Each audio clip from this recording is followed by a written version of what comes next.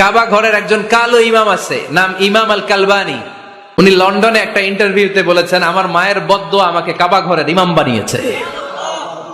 লন্ডনে একটা কনফারেন্সে উনি ইন্টারভিউ দিচ্ছিলেন। ওনাকে বলা হলো, কাবার সব ইমাম সাদা ইমাম, আপনি কালো মানুষ, কেমনি ইমাম হইলেন?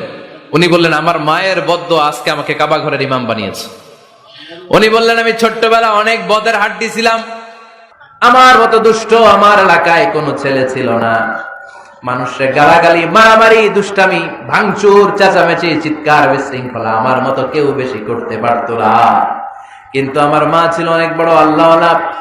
আমার মা জানতেন আল্লাহর কাছে দোয়া করার কত বড় পাওয়া। আমার মা যখন আমার উপর রেগে যেতেন, আমার মা জানতেন রাগের মাথায় বদদোয়া দিলে বদদোয়া কবুল হয়ে যাবে। এজন্য যখনই আমি বেশি দুষ্টামি শুরু করে দিতাম, আমার মা রেগে আমারে বদদোয়া দিয়ে বলতেন, আল্লাহ তোরে হেদায়েত দেখ, আল্লাহ তোরে কাবা ঘরের ইমাম বানায় দে।